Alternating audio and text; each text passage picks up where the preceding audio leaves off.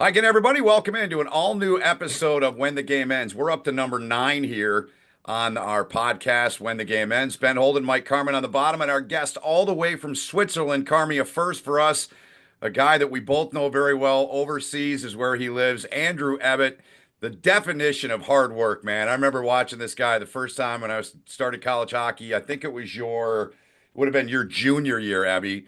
And man, what a career you've had. We're going to dive into it. Thanks for joining us, man. How are things in Switzerland? Yeah, thanks a lot, guys. Pleasure to be on here with both of you. And yeah, things are good here in Switzerland. It's a little bit cold, but got some snow in the mountains, and it's getting close to snowboard season here. So, and getting ready for Christmas. I'm just gonna say, are you a skier or a snowboarder? I'm a snowboarder. I grew up in Vernon, BC, and grew up pretty much on a ski resort mountain. And my dad never let me do that because I was playing hockey. So there was no skiing or snowboarding. So I said always, when I retire from hockey, the first thing I'm doing is learning how to snowboard. So I learned how to snowboard here in the Swiss Alps, which is pretty cool. Yeah, I Wow. remember I went through the exact same phase. I wasn't allowed to ski past like seventh grade, and I didn't have the mountains that you grew up in, but I got to ski a lot of places, including the Alps when I was growing up, which was super fun. But I got on skis for the first time again in 2018. So it had been, I don't know, 15 years at least. And I remember my legs being a lot more sore than they used to be bombing down hills and whatnot. But man, I missed it, and we're actually doing a trip in February out to Lake Tahoe. So Oh, that's gonna be a fun one. I get to ski some real mountains again. oh, nice. Yeah, you can't beat it here. And actually, I'm going back home for Christmas here, back to BC. So I'm actually going to get a chance to snowboard on that mountain that I grew up on, that I always saw but never actually got to snowboard down. So that'll be pretty cool. All right, I'm going to shift to a little housekeeping here before we dive into Ebby's story and what he did in his career. I mean, the Olympics and the NHL and playing in Switzerland and being a GM in Switzerland and so many great things he did in his career. Uh, Carmi, you've decided to be a teammate and a former teammate and prod him a little bit here with the Gopher shirt. So I'm going to let you guys have a little fun with that, and then I got a surprise for Abby that I know he'll like. So Carmi, you go ahead.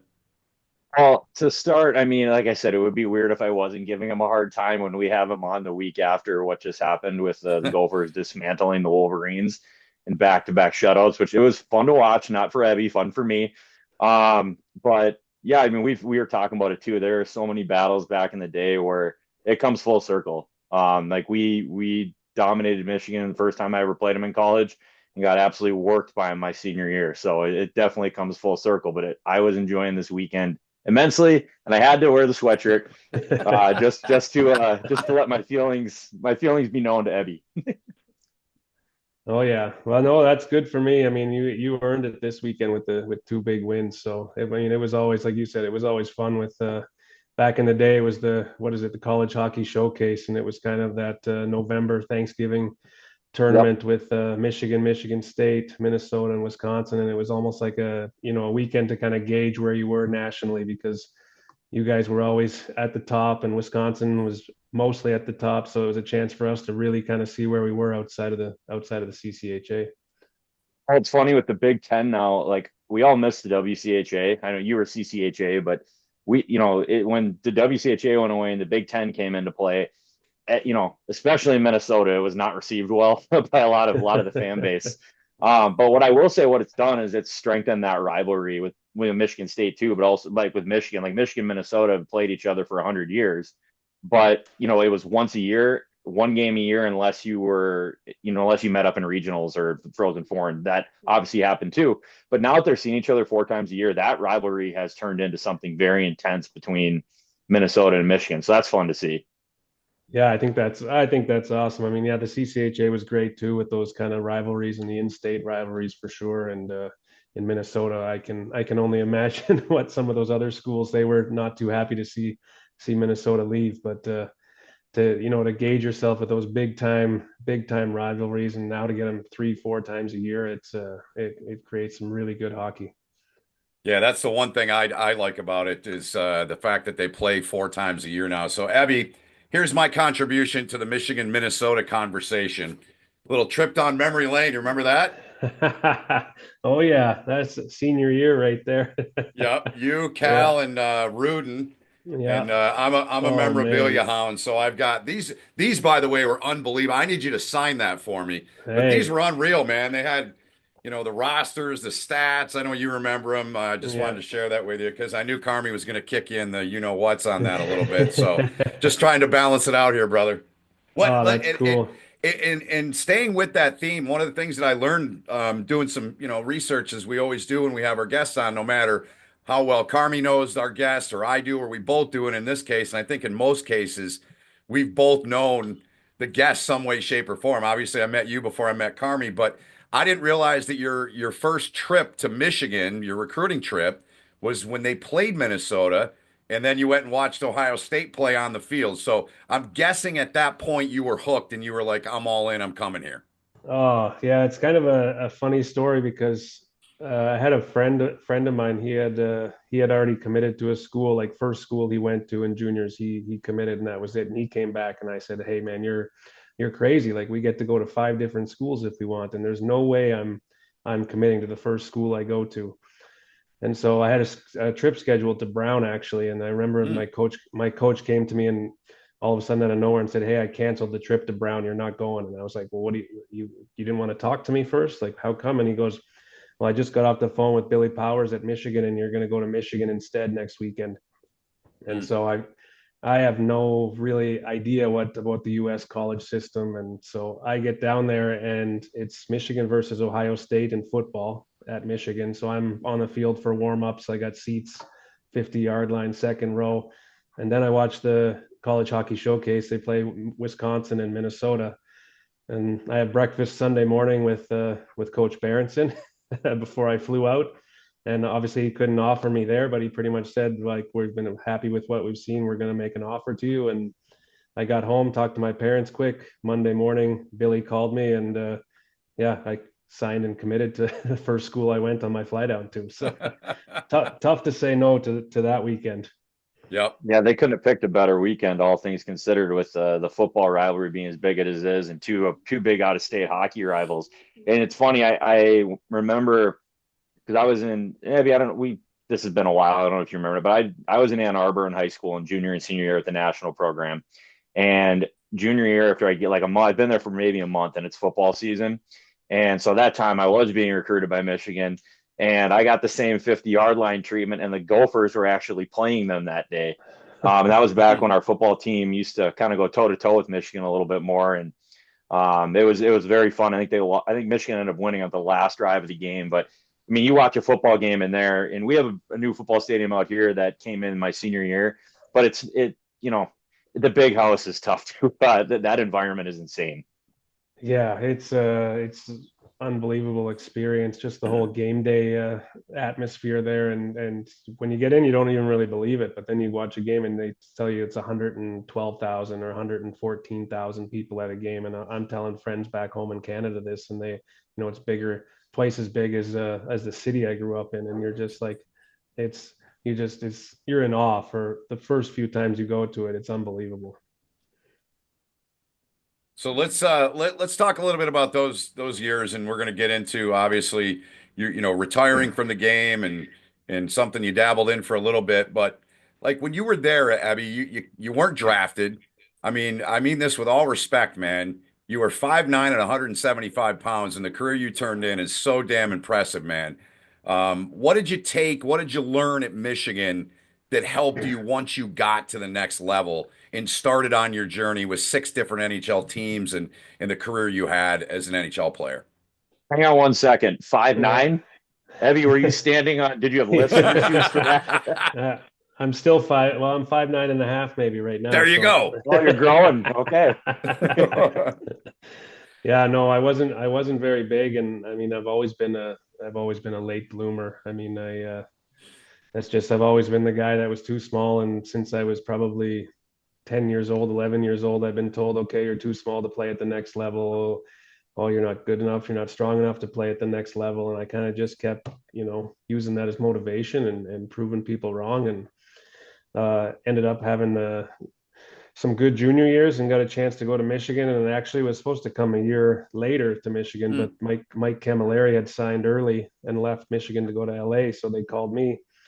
And again, I got well, you're probably not strong enough, you're too small to play the college level, and just kept using it as motivation. And to be honest, it's I owe a lot to Coach Berenson. Obviously, he taught me how to be a two-way forward. You come in there and you got all these offensive numbers, and he pretty much tells you if you're going to play center in Michigan, you better learn how to play defense. You better learn how to win faceoffs. You better learn how to block shots and penalty kill. And yeah, spent those 4 years learning how to do all that and turning myself into a guy that hopefully could have at least a shot to make it at the pro level.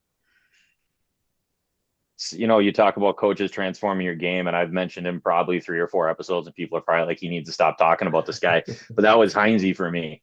Before, now obviously not when we were in Wilkes-Barre together, Ebbs, but like when I had him in Ann Arbor, I was not a defensive player. I wouldn't say I was defensively irresponsible, but I wasn't selling out to kill penalties and learning how to be actually move from wing to center and play the two-way game and face-offs and all that stuff. So that was Heinze for me, 1000% transforming, which without something, I never would have made it. I would have maybe got to play D1. There's no chance I would have played after. I didn't have the offensive like upside to make it as an offensive guy. I needed the rest of the game in order to play. Yeah, and you need it. I mean, you need coaches like that, and that was one of my biggest reasons. Obviously, if you can talk about the football game and the recruiting weekend, but when you have a guy like my dad grew up watching Coach Berenson, and so you have a chance to learn from him. And I still don't know if this story is true or not, but I really had nothing even after my senior year of college. I was captain my senior year and still had no offers, no nothing. And people have told me that Red made a call to Ottawa and pretty much talked them into giving me an AHL contract and an invite to the NHL camp. And that's the kickstart that I needed. I don't really think I was on Ottawa's radar, but I got the shot in Binghamton instead of starting out in the East Coast. I got to start in the AHL, and that was the opportunity I got, and I was thankful I was able to take advantage of it. Well, from there you went on to Anaheim. I got to bring up the first in your career. On your birthday, I read the 26th birthday. I'm sure you can walk us back through that. Walk us through the play from what you recall from the first that you scored in the NHL. You scored 26 in your career, 71 points. Yeah, it was a power play goal in Anaheim, and it was actually like a few of my goals in my career where I had a tip, and most people thought the defenseman scored, but it was it was my tip. So it was I'm pretty sure it was a power play, and Chris Pronger slap shot, and I tipped it against Philly, and I think we lost in a shootout that night. It was like a 6-5 game or something like that, and yeah, it was just awesome. It was awesome to have a chance to play in Anaheim, and I mean that team. It was the unbelievable guys. I sat beside Pronger in the locker room. You have Solani, you have Getzlaff, Perry. I was, my first year I was playing with Bobby Ryan and Solani on a line. That was my start into the NHL. So it Wow. was I mean, we struggled a lot during the year, and we just got into the playoffs, and then we got San Jose in the first round, 1-8, and we upset them in 6. And then we played Detroit in the second round, which cost me a lot of money, a lot of tickets for those 4 games in Detroit. And Yeah, I'm sure. and we ended up losing to Detroit in 7. I think Danny Cleary scored with about 3 or 4 minutes left in Game 7 to beat us by 1. But it was a great start. I remember sitting in the locker room after, and I had hurt my MCL in that series. Played most of the series with a torn MCL, and I just looking around the room, we had ice bags and guys were hurt and banged up. And I couldn't believe that to win the Stanley Cup, you needed to play another 2 full rounds of that hockey. It was, that's when it kind of set in, like how hard winning the Stanley Cup really, really is. Well, that's the infamous story that Gretzky tells, right? When the first time they went on a run and they got to the finals against the Islanders, and walking by their locker room and seeing all the ice bags and just how hurt and tired and sore and beat up everybody is. And he's like, okay, we're not here yet. Like we got to dig in more. And so that's, it's funny you bring that up too. And to think about, I mean, those Islanders, they won 4 in a row, but that, and then this hockey today, to think about Tampa going, 3 in a row, they win 2 in a row and lose the third one. But I mean, that takes, I bet that takes years off of your career for sure. That's so much hockey. It's Yeah. crazy. I can't imagine like the guys that are still playing, in their late 30s, mid to late 30s. I'm like, how are you guys doing this? Like, I don't understand how your body is still works in order to be doing this. It's especially with how fast the game is now. Yeah. Well, the body feels a lot better once you're done playing. Feels pretty good getting out of bed nowadays and Yeah, not feels having a those. little different now with the aches and pains. Abby, when did you get to that point in your career? I mean, was that ultimately for you? Was it the physical toll that it took that you finally said, I believe your last season was 2021 was your last year. Was that kind of where you got to? Was like, man, I'm beat up, or what was it that basically the exit? Yeah. It's time to make the exit as a player. Yeah, I think a lot of people say it, but I think your body just tells you it's time. It's just like I said earlier, getting out of bed in the morning and your back is just killing you. And it's not bad. I always said about the game days is it was fine. I would, because you're so excited to play the games, but Hmm. it's those practice days when you get up and you got to practice for an hour and a half, and your back hurts, your knee hurts, your ankles hurt, and you're just like I'm done. I can't do this anymore. Like there's other stuff I want to do. I want to snowboard after I'm done. I want to surf. I want to travel, and I don't want to do that with a cane or a 5 back surgeries. Well, real quick, if I could, Carmi, we talked to Blake Jeffrey on in our last episode, and something stuck with me that he said, and it was obviously his career ended due to a serious injury, as I'm sure you know all too well about that. But what he said it's not in the doctors told him it's not in your 30s, your 40s, but it's going to be in your 50s and your 60s that you're really going to feel it. To your point. Yeah, yeah, you're gonna feel it then for sure. So it's but I always say, and now being 3 years, 4 years out of the game, it's I still say play as long as you can, but the body, it doesn't lie. So it's when it tells you you're done, I would say you're done. So, Ebby, I got a comment and a question for you. The comment's a little more light. So, you were talking about surfing, and I remember seeing you post something on Instagram a while back of you surfing. And I attempted surfing for the first time this spring. We were out in Hawaii. And I tell you what, I give a lot of credit to people that know how to surf because man, is that hard. And that was as sore as I had been in a long time when I got done getting beat up by the waves out there. But so kudos to you for learning how to surf. But Yeah, I don't yeah. think, I don't know if it's for me. I don't know if I can call myself an actual surfer yet, but I'm getting there, and it's the hardest thing I've ever done. I tell people it's incredibly hard, and to get to improve takes so much effort and so much time. And my girlfriend, she's really good, and so she's been going with me, but now she's on me to start going by myself so that I can catch up to her, and then we can start going to places with a little bigger waves. And but we've had some good times. We've been 3 times to Brazil in the last 3.5 years, and we have a really good time down there. But it's oh man, is it hard? Yeah, that's an interesting way you put it. The hardest thing you ever done. Like we can figure out most sports, right? We have some athletic ability. That is one I was like, that is not something you just pick up and go do. It takes, like you're saying, there's a lot of work there. No, So yeah, that's impressive. So my question I was going to get you though was, you played, was it 6 years in Europe, or was it a little, did I yeah, have that number yeah, right? Or yeah. okay. 5 years in Bern, and then yeah, half a Yep. year in Munich. Yep. So you were talking about, the toll it takes on your body. Do you think if you'd stayed in the States and played, like say AHL, NHL, whatever it was, do you think you could have played that long, or do you think the schedule in Europe helped you last longer? That's a good question. Actually, I've never thought of it that way. I mean, I would say, yeah, for the most part, I would think I the scheduling is a lot better over here. But we also did, we won 3 times here in 5 years. It wasn't 4 rounds, but it was 3 rounds. So I always said like those 3 years took probably at least a year off of my career that I could have added on because I was Mm. toast after them. But I mean, the scheduling is a lot better. I mean, we in Switzerland we play on Tuesday nights and Friday and Saturdays, and Mm. you have Sundays off. you practice Monday, Tuesday, you have Wednesday usually off, or maybe just optional, practice Thursday, and then you're back at it again. So you're home every night. You're not staying in hotels the whole season. You're home. Especially in Bern, it's in the center of the country. So the longest bus trip is down to Lugano. It's 3 hours and then 15 minutes. So, you're home at 2:30 in the morning, and you're in your own bed and waking up the next morning and you're ready to go again. You don't miss the 3 straight months of 3-3s and bus rides in the A.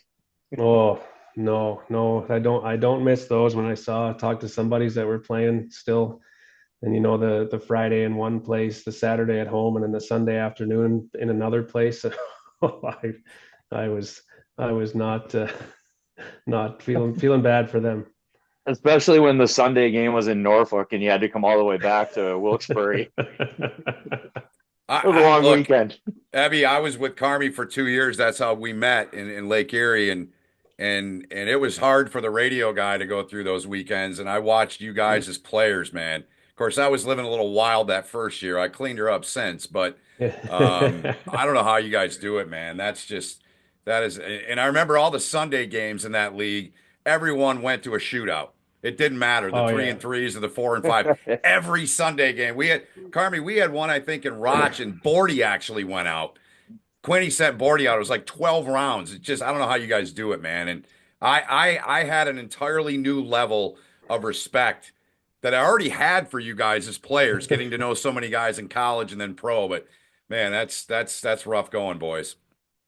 Yeah, no, the worst was those Sunday afternoon games, when you start the opening face-off and then first or second shift, two guys fight each other, and then you're just like, guys, come on. Now it's going to turn into just a Yup. physical. You were Yes. hoping for a no-hitter on Sunday afternoon, and these two guys decide to fight, and it just totally flips the whole script of the game. Yep.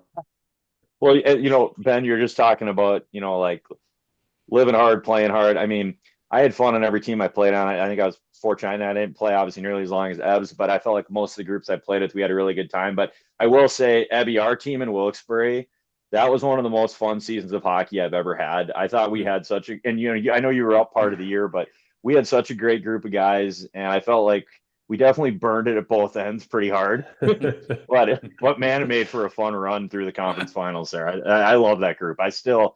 If that was a year I had to end on, then I was glad that I had a lot of really good memories from that team that we were on.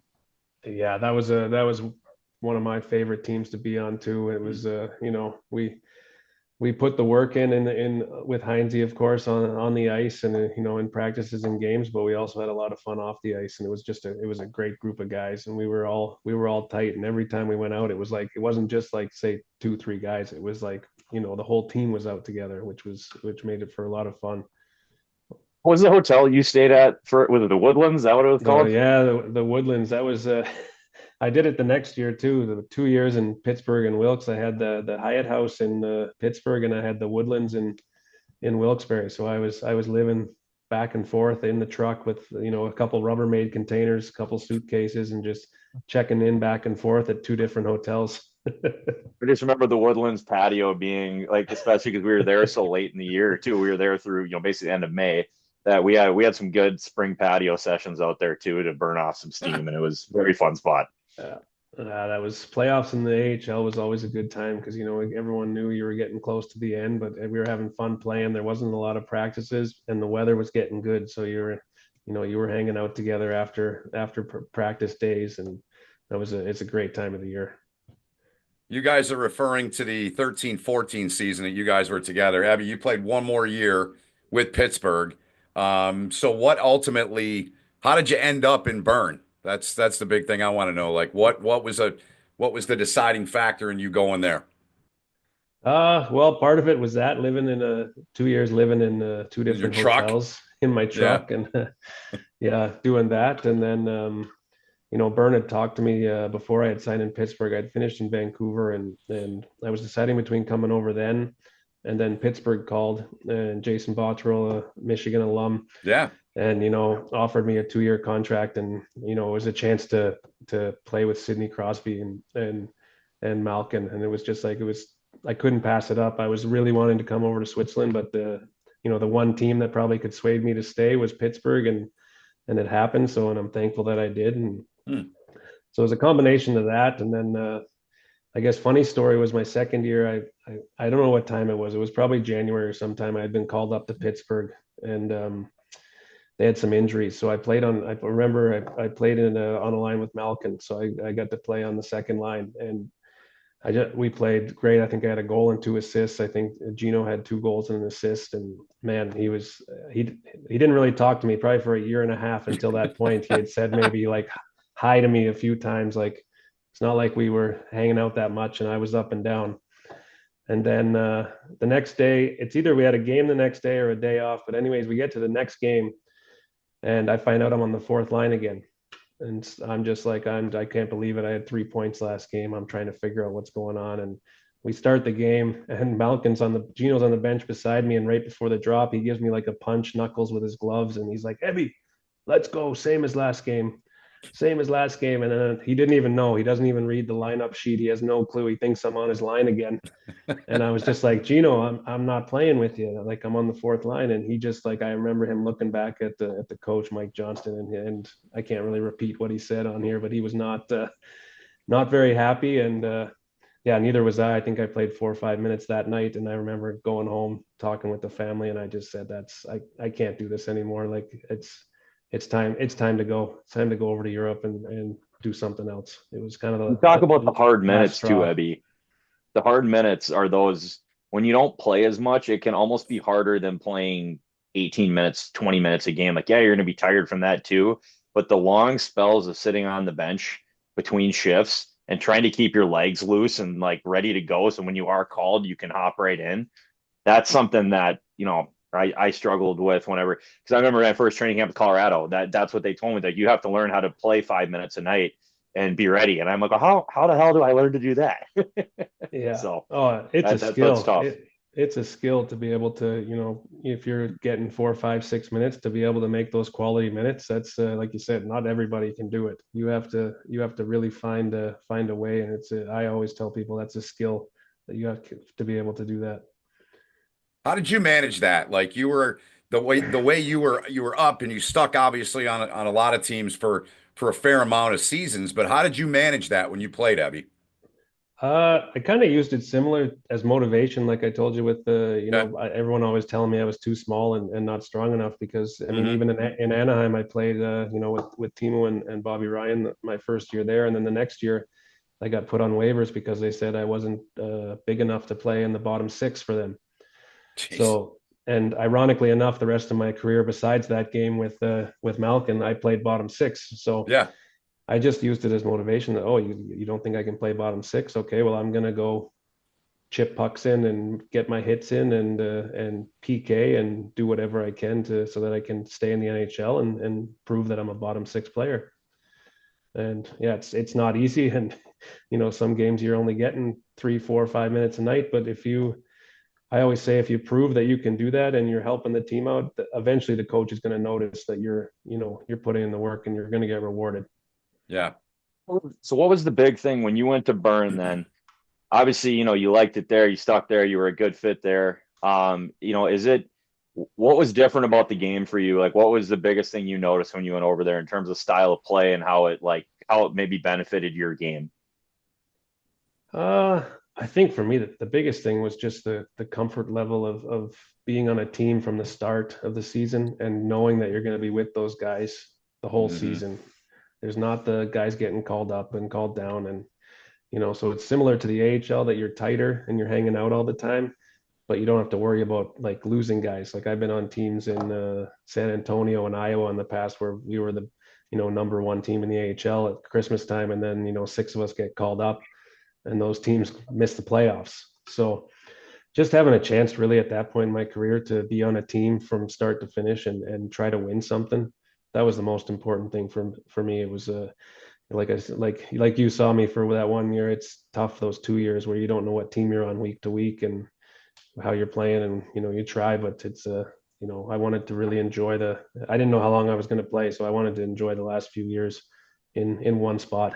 Yeah, and that makes total sense. I mean, in a different way for me, that last year I had kind of a little bit of displacement feeling myself because I came in for the first time in my career not having a contract to training camp. I remember having to play every exhibition game, which I hadn't done in years. And especially, you remember what those, you might have still been up in camp at most of the years, but those AHL exhibition games are just a mess. And Yeah. it was, but again, having to earn a PTO and then earn a contract, and what you were talking about, guys getting called up, that team, we actually had at one point a lot of you guys up, like you, Gibby, Z, trying to remember who else, but we had 4 or 5, Dumo maybe, like we had like 4 or 5 Yeah. guys go up, and that actually probably helped me earn a full-time contract. So, so in a little bit different way, helped me. But then again, we had a good enough team that we were able to battle through everything. But yeah, that displacement feeling or not really knowing what's going on. I mean, I just dealt with that really for that one year, and that was kind of nerve wracking enough. So I mean, and again, you're dealing with a little bit different of like, hey, am I going to be in the NHL or am I going to be in the AHL? But regardless, like people talk about the glamour of playing in the NHL or playing professional hockey. You were living in a hotel for 2 years, and not just one hotel. You were going back and forth between 2 hotels, and I mean that does take a toll on you for sure.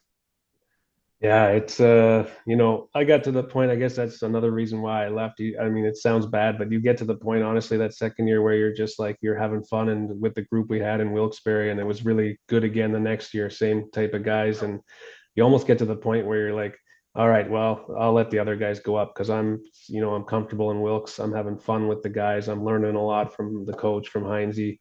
Like you almost get like, don't call me up because I don't want to just go up and sit on the bench and play 4 minutes. I'd rather, play 20 minutes down here and be comfortable and have a good time. Hmm. That makes total sense.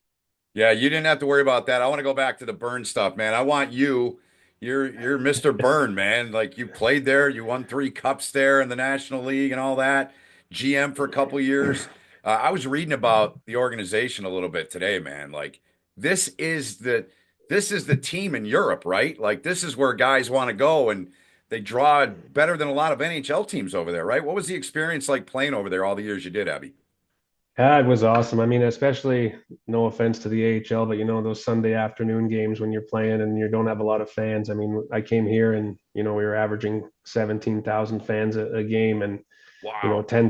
10,000 of them are standing on the wall, they call it, and they're cheering the whole game. And I mean, it's great. It's what can you say? It's like the Toronto kind of Swiss hockey, where the media presence is 80% is here in Bern, and everything that goes on in Bern, you hear about it. We always kind of joke that there's never a boring day in Bern hockey. So, but it was we had a great group of guys, and I mean, my first year was I broke my leg 9 games in, and Ooh.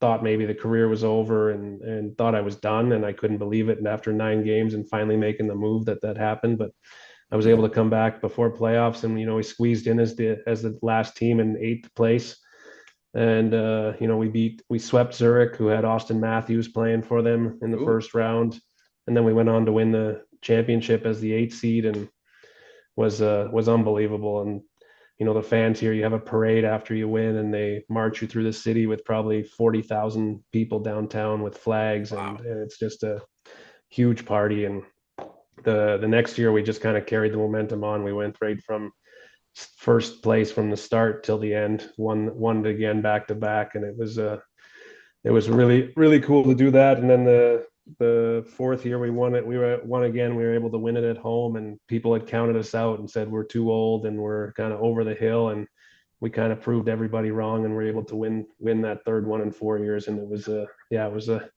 good stretch for us, and a lot of guys that I've really close with here and good friends with here, and to be able to win 3 and 4 years was special. Carmi, real quick. So you mentioned Matthews, and I was reading too. So you played one season with Nico Hischier when he was what? Was he 16 when he was with you guys? Yeah, he played, I don't know how many games. He played a few games. We had so Yeah. many injuries that year. It was that year we were playing, you could play 4 imports, non-Swiss guys on the ice, Okay. and you could sign 8 for the whole year, which rarely would happen. And we had 8 imports because we had so many guys that were hurt. And so Nico was playing as a 16-year-old for games, wearing the cage and Yeah. Yeah. skating, playing pro hockey. And it was just that's how far down our list, our reserves we were. And he's a great kid. Nico's a really, really humble guy, and he's earned everything that he's gotten to this point in his career. That's for I, sure. I'm sure you saw it at that young age, right? Like how good he was going to be. Yeah. Oh, we all thought he was like 19 or 20. We really had no clue who he was. And then after I think two practices, we found out he was like 16, and we just couldn't believe it. We're just like, oh, this kid has something. And his older brother was on the team with us too, so he played. So he's like, yeah, he's pretty good. No free passes with your older brother on the team, that's for sure. No. That's pretty cool. Well, hey, I want to dive into the Spengler Cup stuff because Yeah. to a lot of American listeners, specifically people that just follow hockey around here, follow the NHL minor leagues, like most have probably heard of the Spengler Cup, but tell us a little bit about what that environment's like, how that all comes together. And obviously, you played what, three of them? Three Spengler Yeah. Cups? Yeah. Okay. Yeah, just tell us a little bit about the tournament and how that went for you. Yeah, it's really cool. I mean, in Canada, it's a tradition. There's a Canadian team every year in Canada. It's always on TSN up in Canada. They show all the games, and it's a small town up in the mountains, Davos, and they have a team in the league. And I don't know if they'd be in the league if they didn't have this tournament. It's just like they have beer gardens, and the whole village is sold out, every hotel room, and it's a 6-team tournament. It's all club teams except for the Canadian roster, which is made of all Canadians playing mostly in Switzerland, but obviously from Sweden and Finland and Germany as well. And the experience is awesome. They treat you first class, and that was one of the disappointing things about breaking my leg the first year is I had hopes to play, and finally I'd never played for Team Canada or worn the jersey at all. And so I was so disappointed and had to watch the game from my apartment games during Christmas. And then that second year I got to play, and just the feeling of putting that Canadian jersey on it. I don't know how old I was, 30, 34, and finally getting that opportunity. It was awesome. It was a really, really cool experience, and had the family fly out to take part in it. And it's a winter festival. It's 2 games a day. Every game sold out. And it's just I would recommend it to any hockey fan to put that on the bucket list to enjoy. It's actually a good transition, even though I'm sure we could talk more about that. And Ben, we can hop back to it if you want, but to go from never wearing the Canadian flag to then being in the Olympics 2 years later, Yep. playing for Team You Canada. read my mind, That's man. pretty cool. I beat you That's to the punch, awesome. Benny. I'm getting better at this transition stuff. Abby, I'm training him. Like we're working Yeah. here. Like Hey, that's great. we're getting Carmi polished here, man. No, that's exactly where I was gonna go. And before you asked the question, Andy Murray, I got to know Andy really well when he was at Western. When I came back from the American League, Abby, and man, he every time I say, you guys got to do the Spengler Cup, man. I go, I don't think CBS Sports is gonna do the Spengler Cup, Andy, but did you ever was he ever coaching in that when you played or not, or was he not involved then? No, we didn't have him then, but I know that he has talked really highly of it. And Yep. it's just I mean, I don't even know how to. I guess you could compare it to like maybe doing it in Vail or something in Yeah, Colorado, yeah. having a tournament there, and you can go skiing in the morning, you go watch the afternoon game, then you go to the beer gardens, have some beers, and then you go watch the night game at 8 o'clock, and it's a full day Paradise. event for a week straight. That's cool. Go ahead, And Carmi. it's No, I just wanted to hear a little bit about the Olympic game stuff. I do need to put that Yeah, on my bucket list now because that sounds amazing.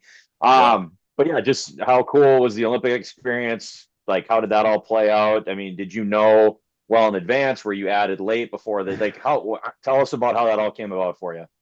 Yeah, I mean, it was an awesome experience. It's probably the one thing that still hasn't clicked in, like it hasn't sunk in to me that I actually did it, that I actually was there. I think we found out in the summer that the NHL wasn't going to go the summer before, and instantly I think, okay, it's got to be just guys from Europe then. So I'm like, okay, I got a pretty good chance.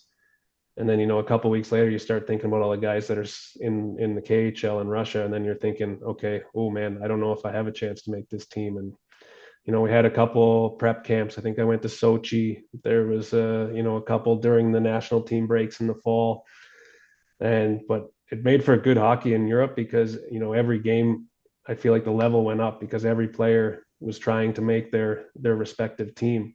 Hmm. So it definitely helped that we had won, 2 years in a row in Bern, and we were in first place again the next year. And I think we had 8 Swiss players that made their national team. So I mean, Wow.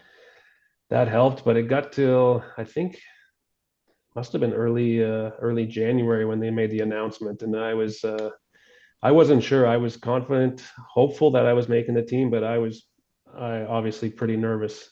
And then I was downtown having a beer with a buddy, and I got a phone call from a Canadian number, and I just left them and went outside and said, "Hey, I got to take this." And it was, Sean Burke telling me that I made the team, and it was it was a incredible feeling just to do that. But I mean, people always say, "Oh, it must be a dream come true," but it really isn't, because it was never even a dream, because I never even considered it, growing up in Canada. And I don't know what team I would have been on, but you never think that that's even close to a possibility. But then when you get to put that Canadian jersey on and play in the Olympics for Canada, it's an amazing feeling. Yeah, it's incredible, man. It was cool to see some of the guys that were, like yourself, and I knew some guys on the U.S. team too, but then just recognizing guys that, like you said, really, really good hockey players, but without the NHL not being involved, never would have got that opportunity. And it was fun to see. Fun to see guys you knew getting that shot to go do that. And I mean, be on a very, you talk about being 1% of the 1% playing in the NHL, playing in an Olympic Games is 1% of that even, right? So very cool stuff. Yeah, no, it was really cool. It was a crazy experience. Obviously, being in South Korea, and then you got people from back home there messaging you and telling you that they're watching the games in the middle of the night or at 5 in the morning, and you get there and everything's slow. You get set up, you have a few practice days, and then once that first game hits, it's like you snap your fingers and all of a sudden the tournament's over and you're coming home. Like, it happens so fast. So you really try to soak it in, but it goes really quick. What other sports did you watch while you were there that you maybe like had never paid attention to, or maybe had like a bigger appreciation for after seeing them at the Olympics?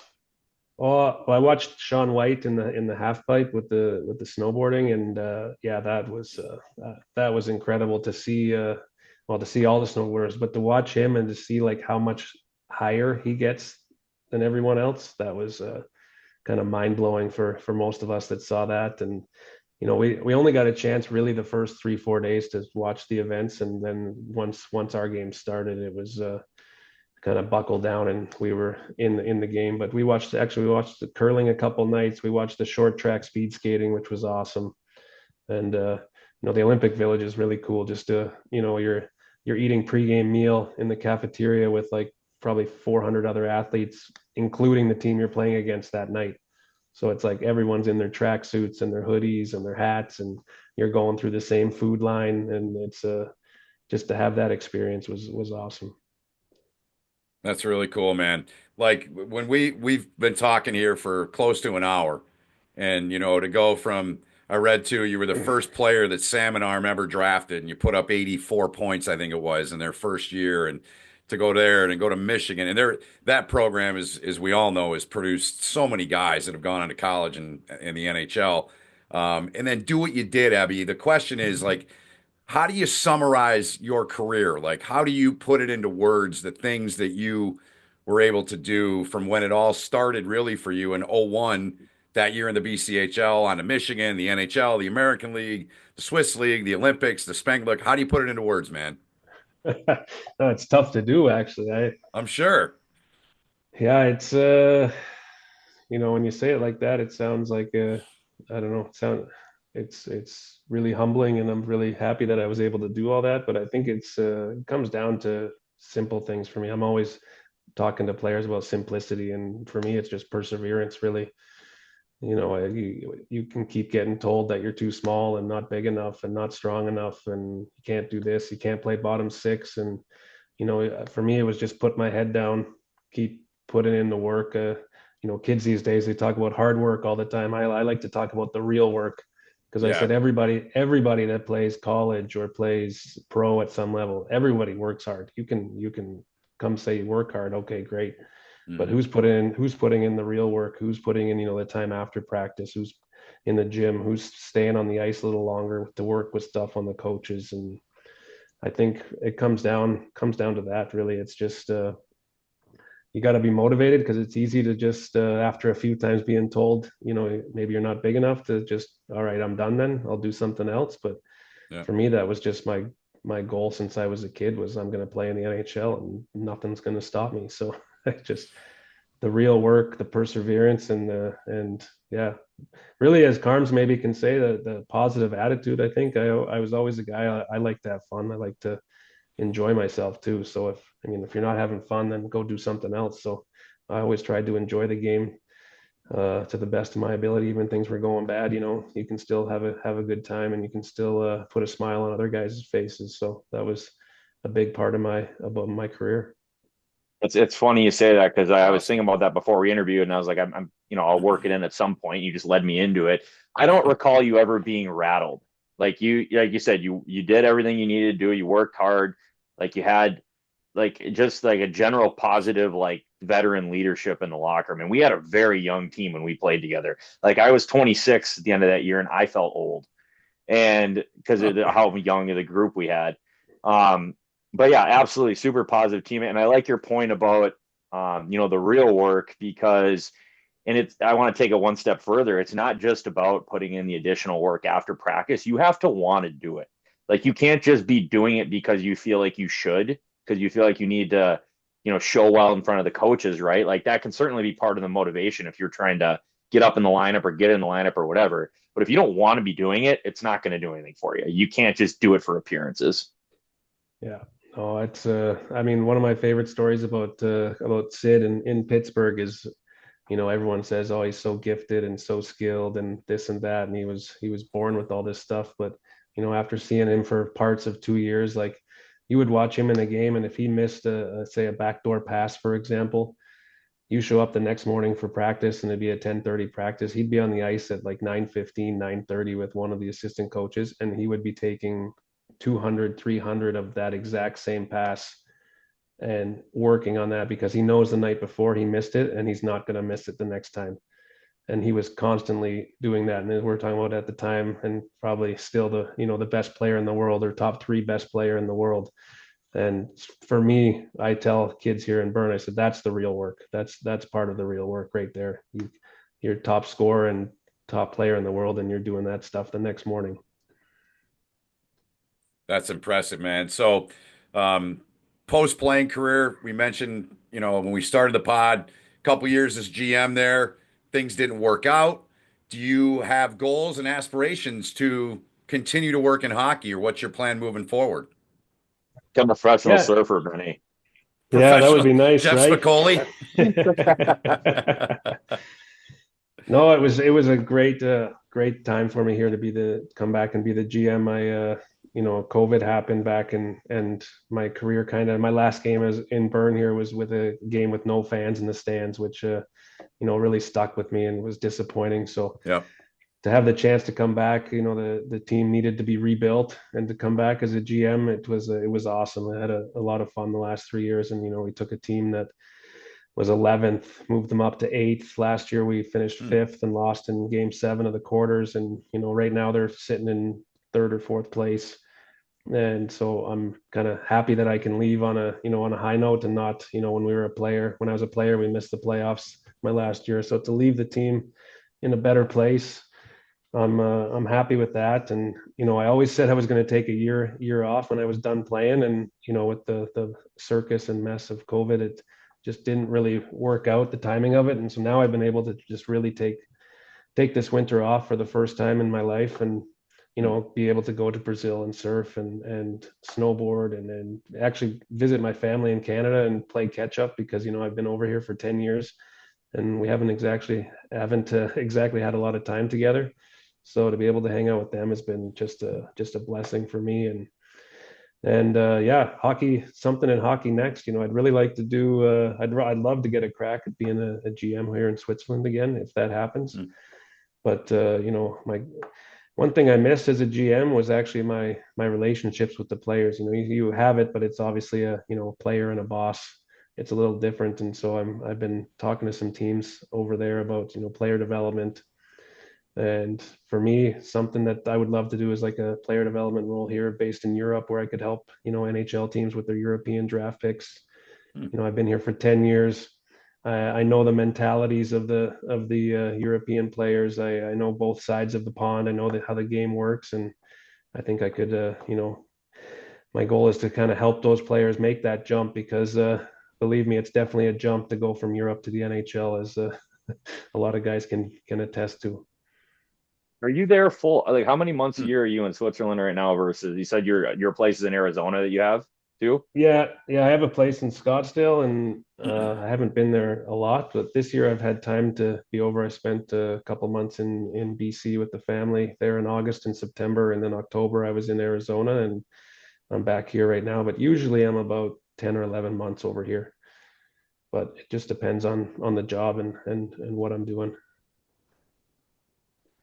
I can't. I mean, as far as places go in Europe, I was there when I was younger, and I've passed through a couple of hockey tournaments coming up. But man, it's talk about a beautiful area to live where you are is it's got to just be incredible. Yeah, it's awesome. I mean, Bern is, I always tell people Bern's home for me now. It's we're an hour away from the mountains. We have the river that flows through the city. And in the summertime, everyone, the whole city's down at the river floating in there and cooling off, and you're hiking and every weekend up in the mountains. And it's the cleanest place I've ever been to. Like you can Hmm. you can have a festival here on Saturday night, and by Sunday morning at 6 a.m. the streets are cleaned and it's back to normal life by seven in the morning. It's a great country, and we have a lot of fun here.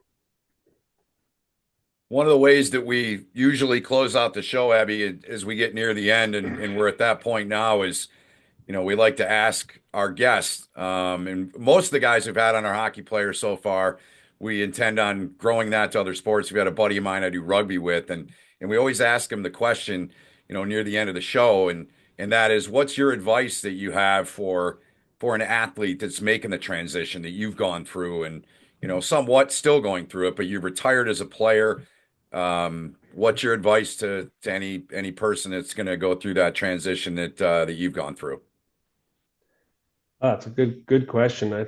I think I've kind of gone through that a little bit in the past Yep. six months since I finished here as GM, and I've made a lot of calls to people in hockey, whether it be from old teams, old coaches, GMs, some Michigan alum, and the pretty much the overwhelming advice is put yourself out there and make the calls, and just talk to people. Keep yourself out there, because not many people are tracking you. Don't count on people to track where you are or track what you're thinking or what you want to do. So if you want to be involved in the game, you got to put yourself out there, make those calls.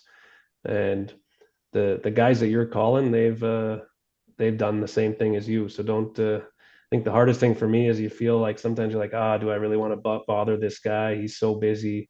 But they appreciate it, and they've had to do the same thing to get where they are.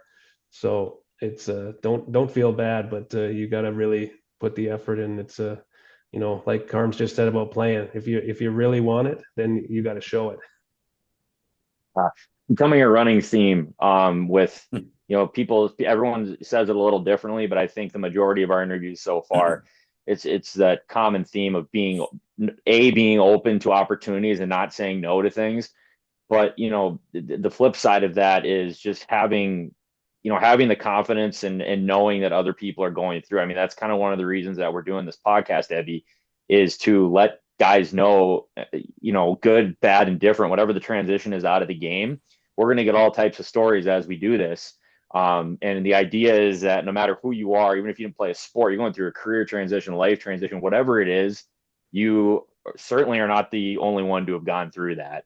And so having something that can resonate with someone from every podcast, I mean, that's what Benny and I are trying to work on. Yeah. I think it's huge, and that was really the probably the hardest thing for me. And is sometimes you're sitting there and it's building the confidence to just make that phone call, and then once you make the phone call and you tell a couple jokes and you find out how happy the person is you called, then you realize, like, why was I stressing about this? Yeah.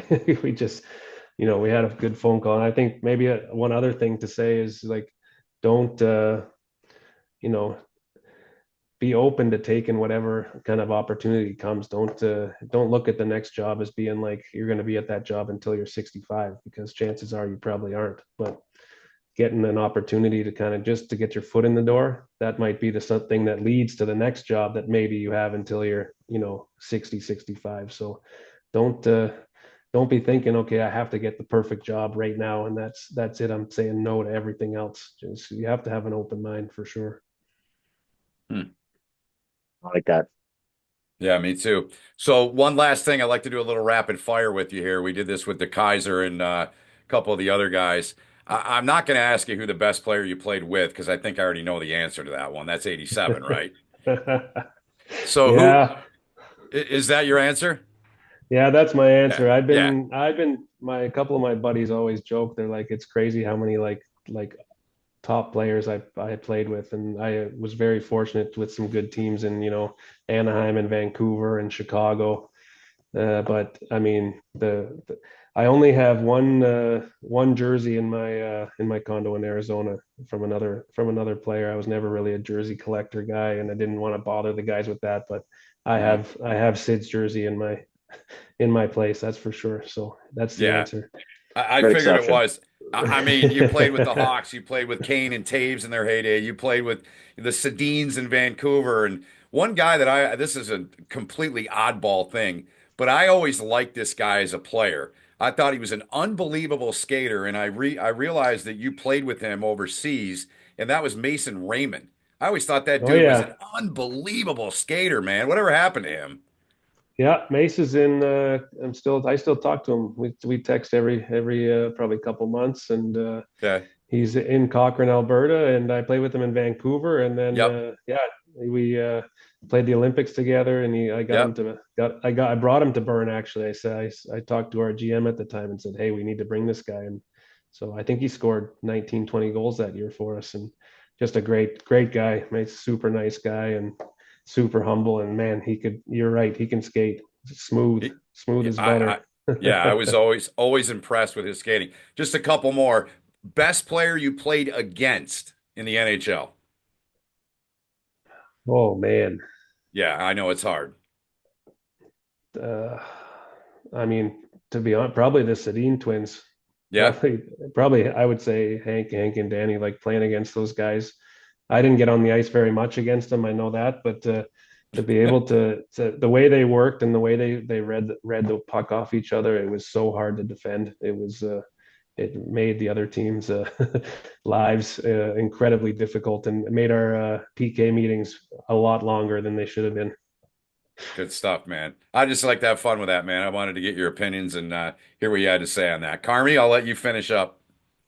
No, I appreciate you coming on, Ebby. I don't think I have anything else to add. I'm glad to hear you're doing well. I'm glad to hear you're going to get some well-deserved time off this winter, and I look forward to seeing the posts from Brazil and you. I want to see some falls too. I need to feel better about my surfing experience. I can't just see you cruising down a wave looking like you've been doing it for 30 years. Yeah, that's why on my Instagram there's only pictures. There's no videos. So, I might have to text them to you and you can take a look. So there's definitely some good falls too. Oh, that's awesome and that's cool. I mean, you're going to Brazil, just like random places, so to speak, right? Where, not a lot of people are traveling to, and I'm sure it's got to be an incredible experience. So happy to see you're getting to do that and take some R&R this winter. Yeah, thanks. No, I appreciate it. And who knows, we'll maybe see each other in the playoffs there for maybe a Minnesota Michigan playoff game. That would be something Ooh, else. We're due for one of those, I think. I would say that there's a good chance if Michigan State doesn't disrupt it, we're on a collision course for that in the Big Ten championship for sure, which would be a fun one. Yeah. Oh, it's going yes, to it be a good would. second half. Yeah, All right, for Ebby. sure. Thanks so much for coming on. It's great to see you. It's been way too long, and happy for all your success and continued success to you and what you're doing. And thanks for joining us here on the show, man. Yeah, thanks, guys. That was a lot of fun. We'll hopefully see you a lot sooner this time. Yes. All right. For Mike Carmen, Sure. Andrew Ebbett, our guest, Ben Holden saying, thanks for watching episode 9 of When the Game Ends. We'll see you next time with an all new edition.